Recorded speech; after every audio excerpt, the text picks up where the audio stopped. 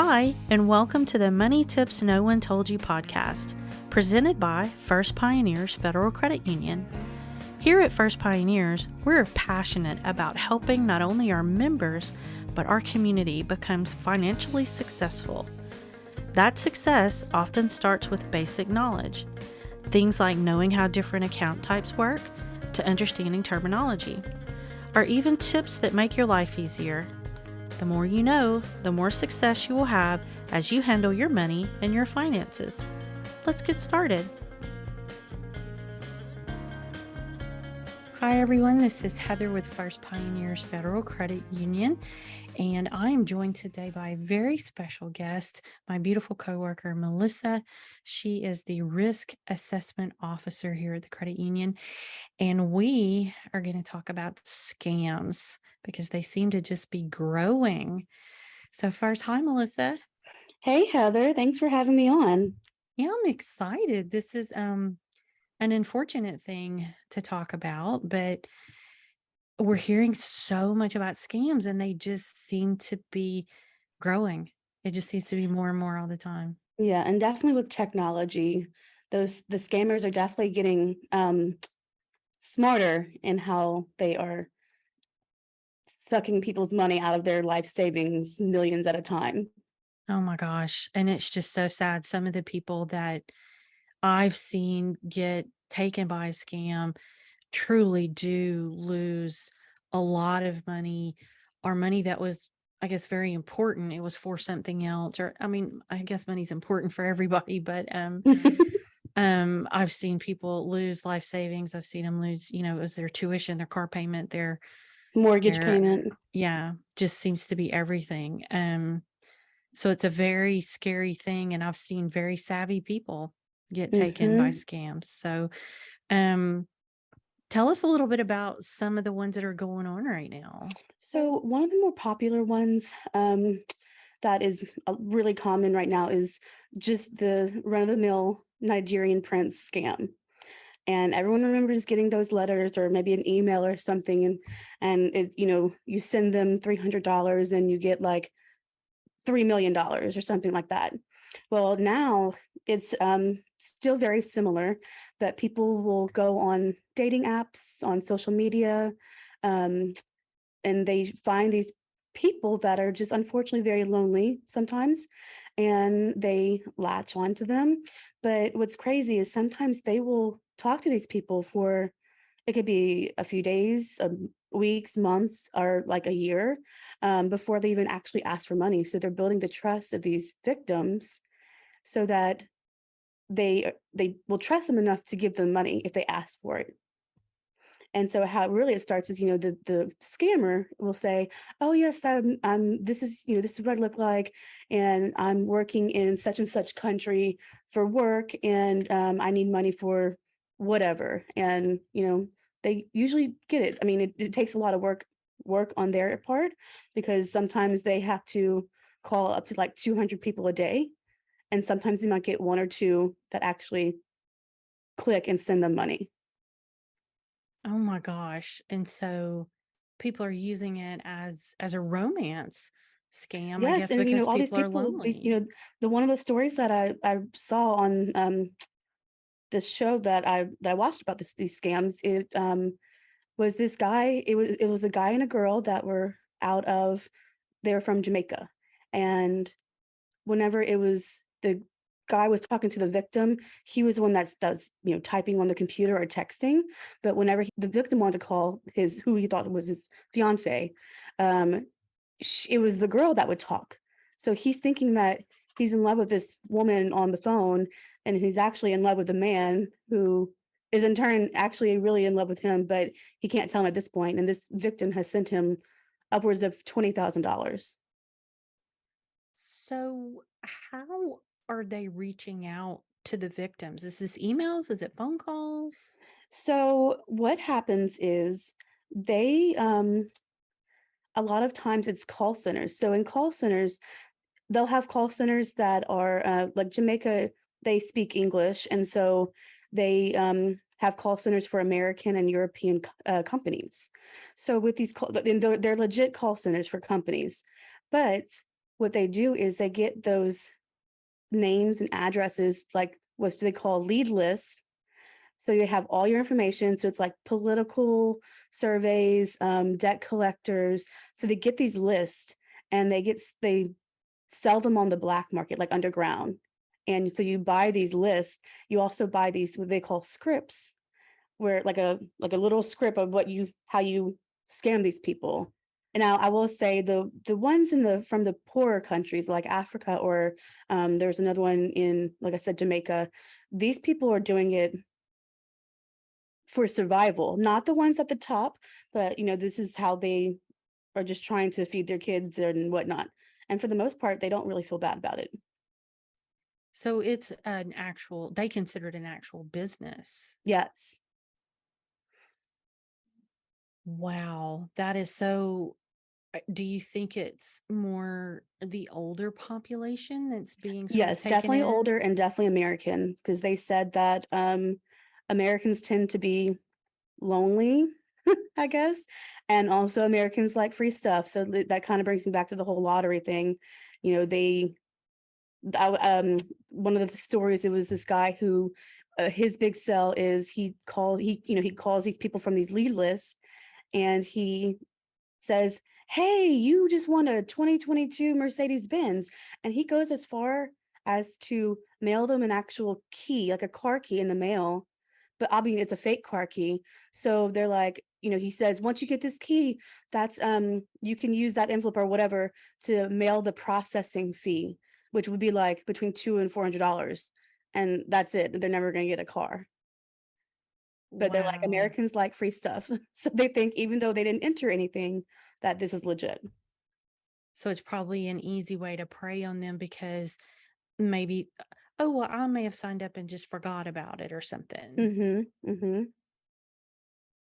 Okay, so that's one kind. It seems like there's so many kinds. I had one the other day, and I actually saw this on the news where an IT person actually almost got taken by one. And I get these a lot. I get a letter in my email from, I think it's the Geek Squad at Best Buy, that it says they can renew my um I guess it's like my 1 year agreement or something, and it's $400. So I guess to me, I wouldn't spend $400 lightly, but I think there's some people that maybe they don't realize, I never actually signed up for anything that was Right. $400. And so they click the link in the email, Mm-hmm. which then takes them to the scammer, not actually to Best Buy. And I'm seeing that a lot more. I'm getting text from Amazon, and none of them are legitimate. So if I click that link, it's not, they're suddenly going to get into my account as I Yeah. log in and do all my Mm-hmm. things. Have you been seeing any of those as well? I've seen, like, personally, I've gotten them from Apple, well, a fake Apple. But I've been getting a lot of texts for political donations. And I don't click on them. I think that's the point we really want to drive home with this podcast, is that don't ever click the link. Don't ever follow the link, because it's 99.9% of the time it's not legit. And your financial institution is never going to ask you for your information, your social and things like that. So you just want to be aware that, you know, they're not going to ask for that. Like, we have that. We don't need to ask for it. Right. So I think what I always do is, if I see something from Amazon, or I get them from Cox because that's who I have my internet with, I then go to my account on my own. I don't go through that link. I go to my account. But I know you and I were talking about this one day, that I got a text. I have an account here and also at another financial institution, and I got a text one day asking me had I spent this money, and I got it in the middle of the night, so I was barely awake. But I ignored it for the moment until I kind of woke up and felt like I could focus on it. And then I contacted them directly, and it was legitimate. But I mean, I was even nervous about that. And it's one of the financial institutions I use. So you would think I would be able to recognize that. But I was just so unsure if it was really them Well, that I said, well, let me they're err so on the good side of now caution. about phishing emails and spoofing phone numbers and things. So it looks like it's a legit person calling you. You know, on your caller ID, it could say um, Best Buy or whatever. And it's like, you don't know. I mean, most people would be like, oh, it's Best Buy calling me for whatever reason, you know, assuming you had business at Best Buy. Yeah. And I think it's just important for people to remember that, just like you said, don't click those links. Don't.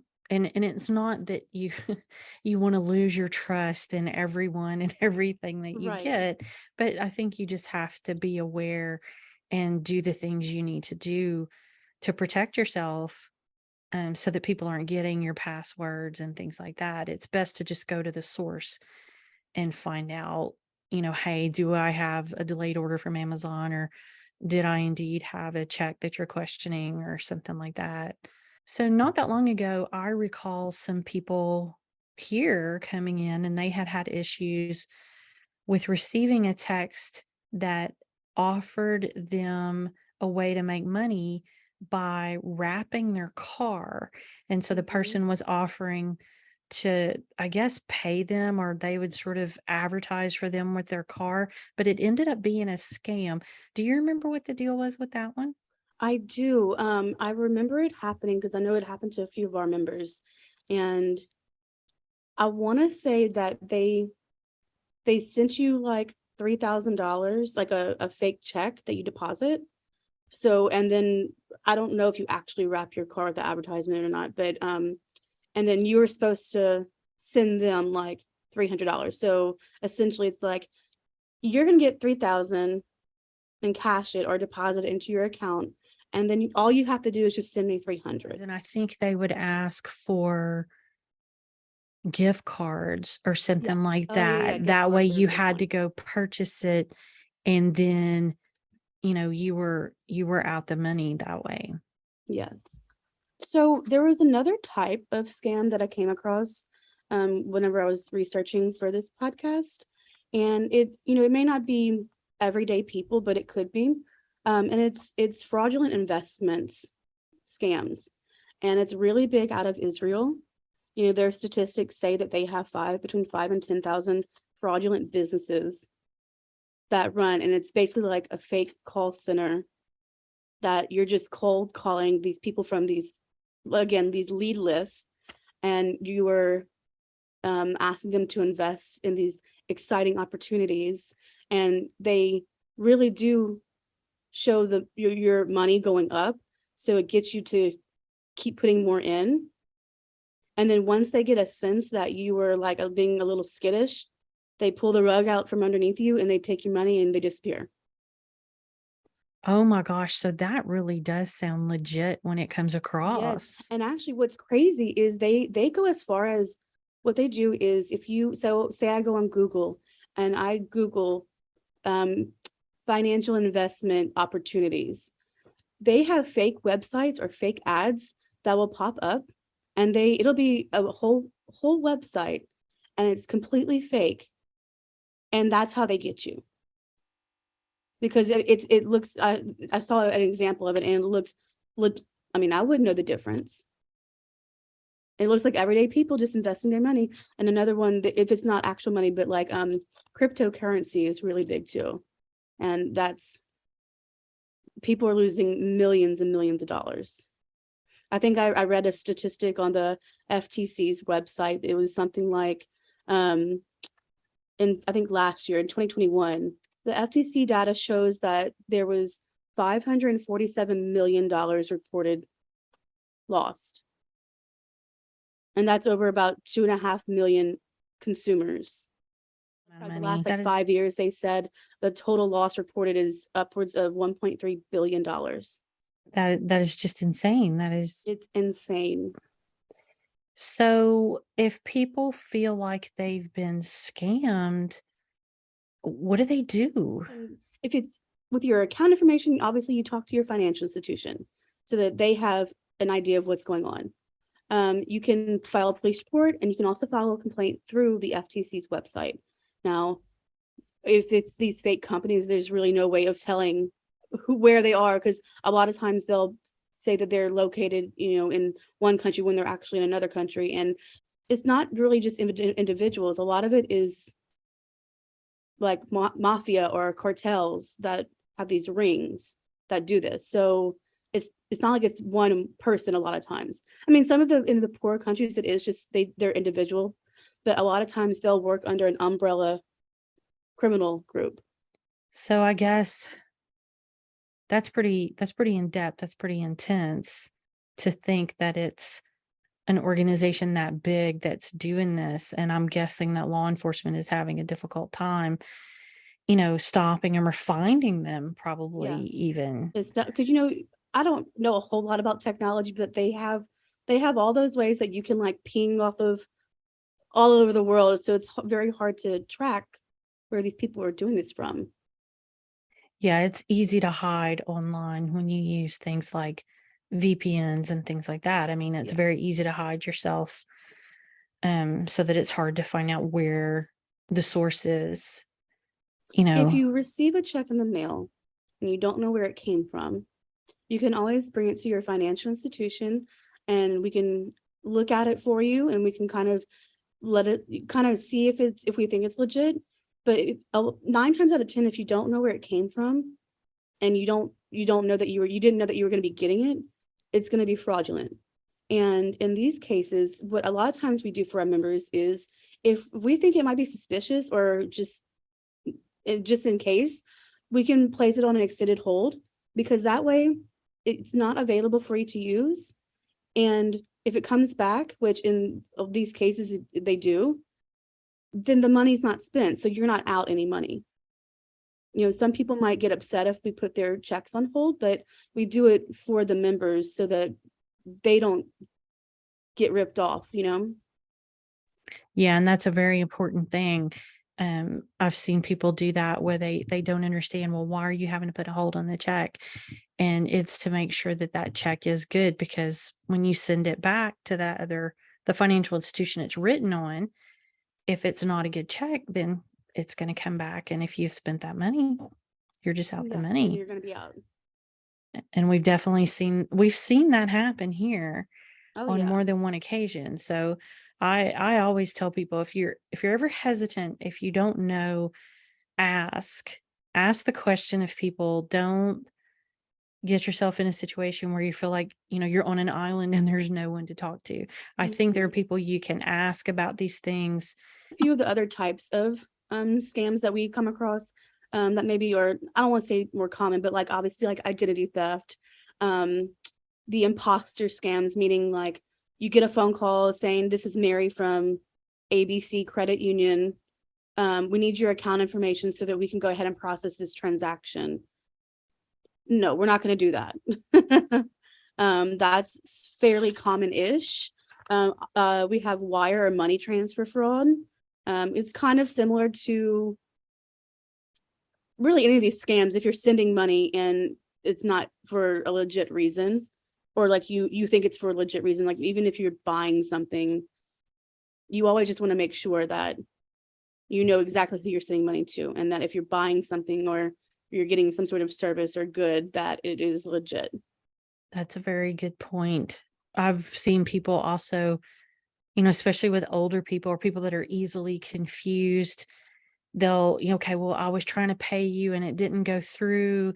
And then they'll say, look, just give me your account login information and I'll just go take care of it. And now you do that, and now they have access to your account. You should never, ever, ever give out your account information, your login information, because then absolutely not. And that kind of I was going to go towards the elder financial exploitation side of things, which is, it's more common than you think. And it could be strangers, it could be family members, it could be caregivers, and it's incredibly sad.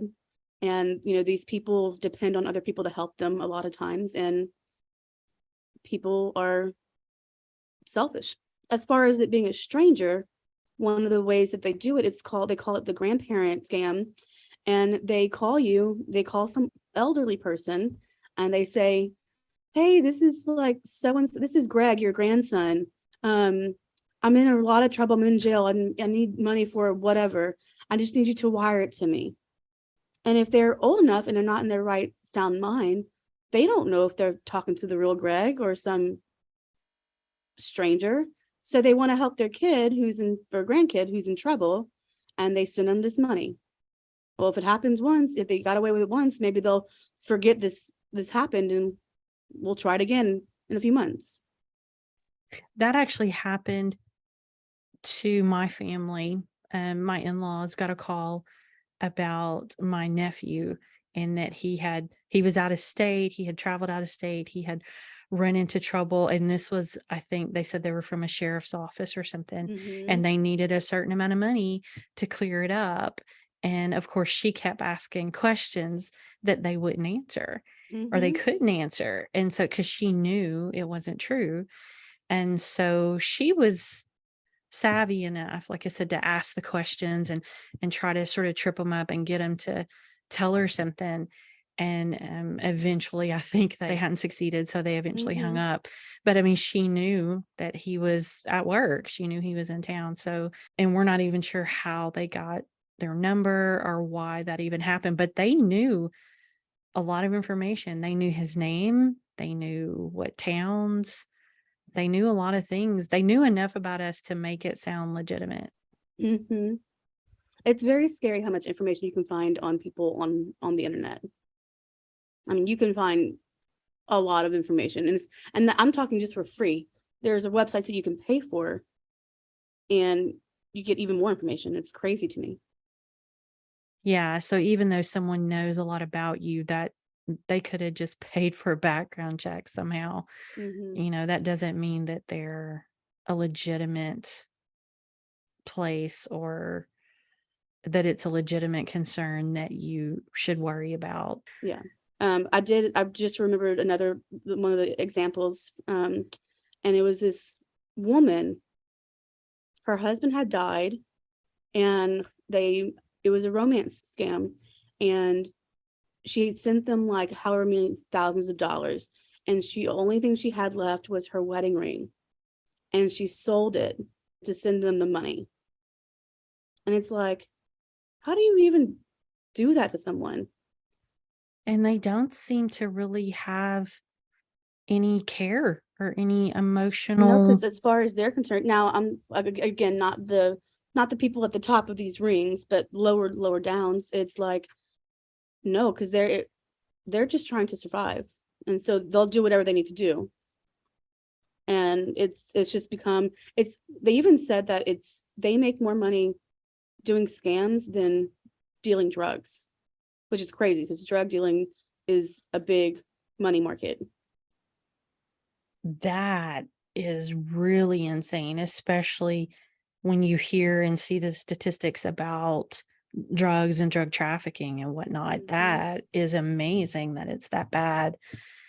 So I guess what do we want to leave our listeners with as a tip?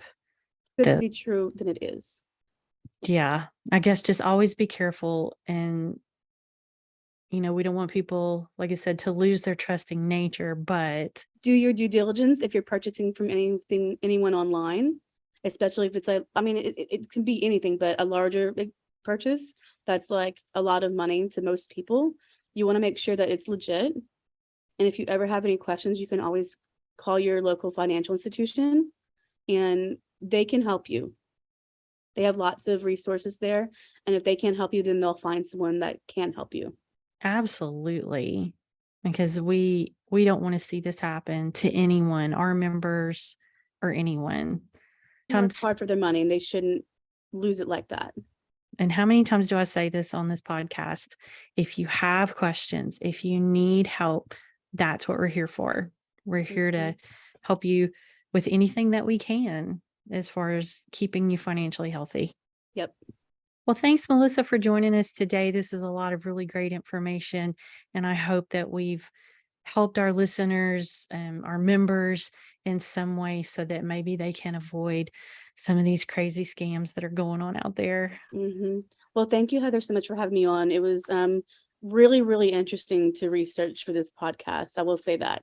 And if anyone wants any more, wants to check out the show that I watched to get some of this information, it is on the National Geographic channel, and it's called Trafficked.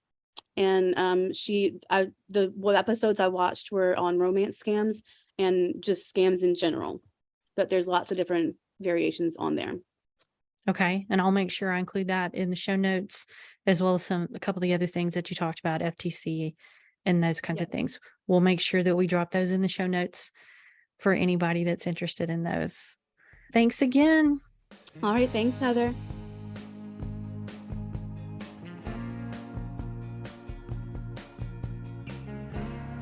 Welcome to our Spotlight segment of our podcast, where we introduce you guys to our First Pioneers family, because here we are a big family and we want you guys to get to know us. And today we have with us Tyler. Hi, Tyler. Hello. So why don't you start with introducing yourself to our listeners? Okay, my name is Tyler. I am the visa coordinator here at First Pioneers, and I've been a part of the First Pioneers family for a little over 4 years. And we're so very glad you're here. I'm glad to be here. Okay, let's start with your first question. What is your favorite hobby? My favorite hobby is actually a new hobby of mine, and that is reading. Oh, wow. Yes, I've read about 14 books this month, so I just dived straight into it. Oh my goodness, that's a lot. I know every time I see you at lunch or on a break, you're reading. I think that's really neat. You'll have to give me a list of what you've read so I can check some of them out. Yes, I will. Okay. Well, speaking of books, what was the last book that you read? The last book that I read was The Last Thing He Told Me by Lauren Dave. Oh, that sounds interesting. What's it about? Yes, it's about a stepmother and a stepdaughter. The husband went missing and they're trying to locate him. And there's a few reasons, a few plot twists as to why he went missing. Oh, so this is a mystery? Is it a thriller too? Yes, it's more of a mystery and a suspense. Ooh, okay. So are you more into thrillers or do you like scary stuff too? I'm more into thrillers. I do have a few spooky reads on my list for next month in October. But I'm into the thriller genre. Yeah, those are always fun. I like a good mystery. I like to see if I can solve it before the book's over. Yes, me too. Well, I will have to check out your list and some of those books you've been reading. I need some new ones. So, Oh, yes, I have a few to recommend to you. all right. Well, thanks so much for coming today. I really appreciate it. And to all of our listeners, we will see you next time. See you later. Bye. Thank you so much for joining us today. You've just watched our YouTube version of our Money Tips No One Told You podcast. There is also a blog version on our website at firstpioneers.com. You can always find us at any of our branches in Lafayette or in New Iberia, Louisiana, on our website or on any of our socials. We're here to help you in any way that we can, and we really appreciate you watching. See you next time.